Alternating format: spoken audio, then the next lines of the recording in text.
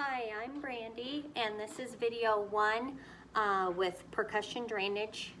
And then I'm also doing video one of the vest and video one of the Ezpap. First, I am going to check my chart.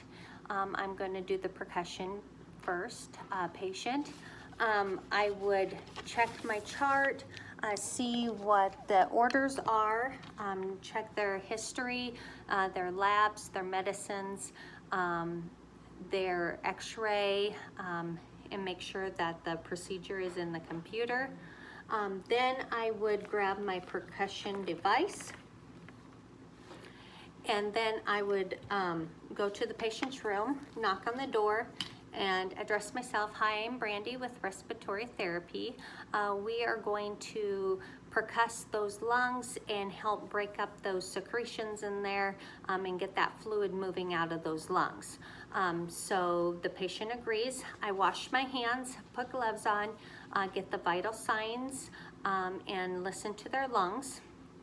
Then I plug my machine in, and I would position the patient. If they want to sit up, they can lay on their side, whatever's most comfortable for them. I am going to use my mannequin, so I'm going to lay him on his side. I'm going to go at 20, if you can hear that. We got a 20, we got a 30, we got a 40, and a 50 and more. We're just going to do 20 at this time. We're going to lay them on their side, and we're going to percuss the lung fields. Do not go over the spine or any bony prominence areas, because you can chip the bone. You could also go in the front in the lung fields, and then that will help the patient cough up those secretions. So when I'm done with that, I will unplug my device, make sure the patient's comfortable, do their vital signs. I also would listen to their lung fields again, make sure there's no questions or concerns that I can answer for them today, give them their call light, take my gloves off, wash my hands. Then I would go to my next patient. They are going to be on the Ezpap. They could not get the pressures off of the incentive spirometer. He was my surgical patient that was not following, keeping a nice tight seal, able to keep those pressures. So I would check his history, his meds, his procedures, and then I would grab my Ezpap device. I would put it all together. This is my pressure. I have it set at 20. We're going to start at 5 liters. You can typically go from 8 to 10 liters on the oxygen. We will start at 5 on this patient.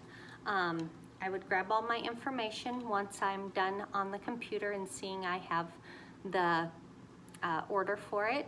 I would knock on the door, introduce myself. Hi, I'm Brandy with respiratory therapy. We're going to use the Ezpap machine here. This will help get us some better percussion, opening those alveoli or those little pockets in your lungs a little bit better. We were able to do very good on the incentive spirometer, which is okay. This is a little bit easier to do. And if that's okay with the patient, I'd wash my hands, put my gloves on. I would then go to get their vital signs and listen to their lungs. Then I would grab my Ezpap machine, hook it up to the oxygen, explaining to the patient what am I doing.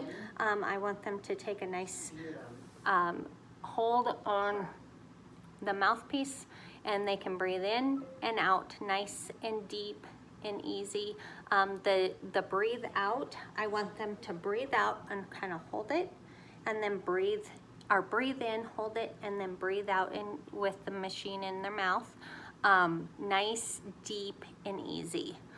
So I will After that, I will either set the patient up, put them in the chair, or set them up in bed. I'm going to be the patient.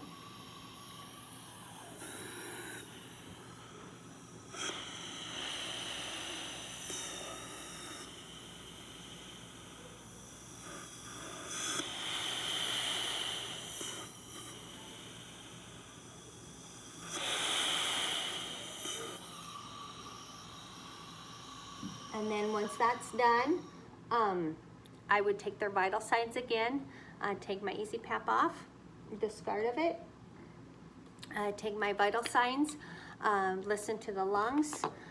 Then I would make sure the patient doesn't have any questions, concerns, that they're comfortable, lay them back down if they would like, give them their call light, take my gloves off, wash my hands, go chart that procedure. And then next is going to be my my vest. So I would grab my vest machine here.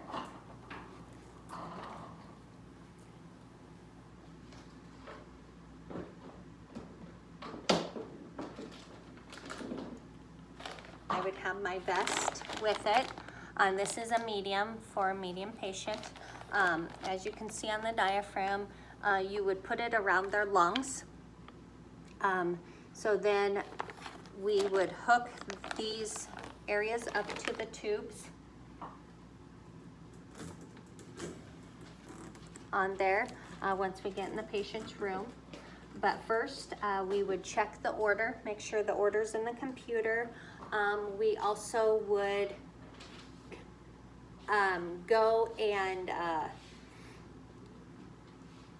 check the orders. I would also go and knock on the, check their history, their labs, their meds, any chest x-rays. Then I would grab my machine and my vest, knock on the door, introduce myself, tell the patient what I'm doing. They give me permission. I'd wash my hands, get their vital signs. Then I would set them up. They need to be setting. And then I would put the vest on them.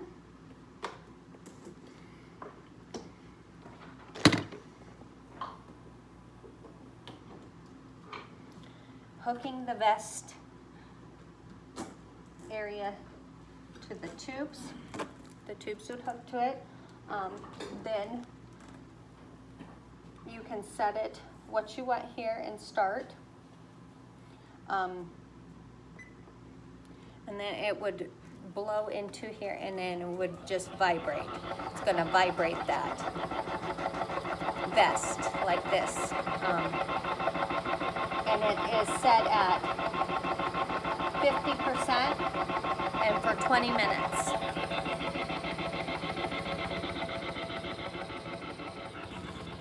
When I'm done, I would then, the machine would shut off, or I would shut it off, and then I would come back, take the vest off, take the machine down, unplug it, do the vital signs on the patient, and listen to the lung sounds, seeing if there's anything else I can do for that patient at that time, if they have any questions or concerns, and then I would go and wash my hands, put my stuff away. If the patient needed this device again, I would just leave the vest and the device in the room, and then we can periodically do it as orders. And then I would wash my hands, make sure they had their call light, wash my hands, leave the room, and go chart my procedure. Thank you.